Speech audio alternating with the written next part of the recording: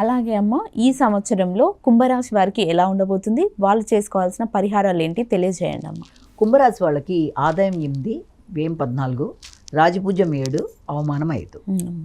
కాబట్టి వీళ్ళకి కుంభరాశి వాళ్ళకి ఏంటంటే ప్రస్తుత పరిస్థితిలో రేపు మే దాకా నడిచే టైంలో కూడా గృహాలకి వాహనాలకి సంబంధించిన విషయాల మీద ఎక్కువ దృష్టి సారిస్తారు.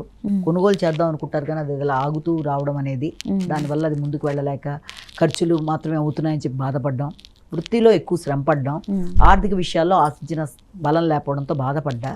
వన్స్ మే దాటిన తర్వాత మాత్రం వీళ్ళకి ఆలోచనలు చాలా చక్కగా ఉంటాయి, చక్కగా ఫలిస్తాయి. ఆర్థిక సంబంధమైన విషయాల్లో కూడా వీళ్ళు కొన్ని నిర్ణయాలు తీసుకుంటూ ముందుకు వెళ్ళడానికి చేసే ప్రయత్నాలు అనుకూలంగా ఉంటాయి. ముఖ్యంగా రావాల్సిన లాభాలు లేట్ అయినా వస్తాయి.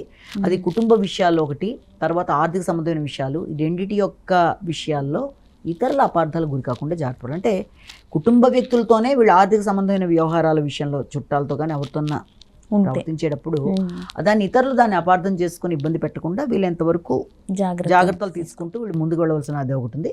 వీళ్ళకి ఏలినాటి శని ప్రభావం ఇంకా ఉంది కాబట్టి ఈ యొక్క కుంభరాశి వాళ్ళకి ముఖ్యంగా ఆర్థిక, తర్వాత మాటలు, ఆర్థిక విషయాలు, కుటుంబ విషయాలు, వీటన్నిటిలో కూడా ప్రతి పనులు వాయిదాలు పడడం కానీ, సమస్యాత్మకంగా ఉండడం కానీ, ఇలాంటి వాటికి ఆస్కారం ఉన్నట్టుగా ఉన్నప్పటికీ కూడా ఎలాగైనా సరే అటు గృహ నిర్మాణం విషయంలో కానీ, లేకపోతే గృహాలని మారుదాం అనుకున్న విషయాల్లో కానీ, విద్యా సంబంధమైన విషయాలు కానీ అవి వాళ్ళకి అనుకూలంగానే ఉన్నాయి. అలాగే దాంతోపాటుగా ముఖ్యంగా వీళ్ళకి ఆకస్మికమైన ఖర్చులైనా వాటికి ఒక లెక్క అనేది ఏర్పడుతుంది. అంటే ఇప్పటిదాకా అనవసర ఖర్చులే తప్ప దీన్ని లెక్కాపరంగా వాళ్ళు చేసుకుంటూ ముందుకెడతారు. రావాల్సిన లాభాలు మాత్రం కొంత సమయానికి ధనం అందకపోవడం వల్ల కొంత ఇబ్బంది అనేది ఏర్పడ్డా దాన్ని అధిగమించగలుగుతారు వీళ్ళు స్వయం శక్తితో.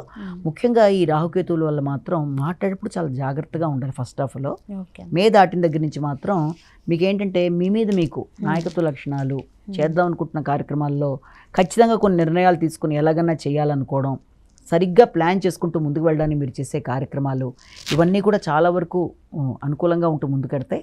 ముఖ్యంగా రేపు అక్టోబర్ టు డిసెంబర్ మధ్య టైంలో ఎక్కువ వీళ్ళ ఫోకస్ వృత్తికి సంబంధించిన విషయాల్లో ఎక్కువ ఫోకస్ చేస్తూ ముందుకెడతారు. ఆ సమయంలో వాళ్ళు ఉన్న వృత్తిలో కానీ నూతన వృత్తులకు కానీ అవకాశాలు అనేవి కొంత అధిక శాతంలో మనం ఎక్స్పెక్ట్ చేయొచ్చు. రావాల్సిన లాభాలు ఆలస్యంగానైనా అందుతాయి కనుక ఆ విషయంలో ఘర్షణకి కొంత దూరంగా ఉండాలి. ప్రతి ఖర్చుకి కూడా కొంత లెక్క అనేది ఏర్పడడం, ఆర్థిక లాభాల కొరకు మీరు చేసే ప్రయత్నాల వల్ల అపవాదులకు గురి కాకుండా జాగ్రత్తలు పడుతూ ముందుకు వెళ్ళాలి.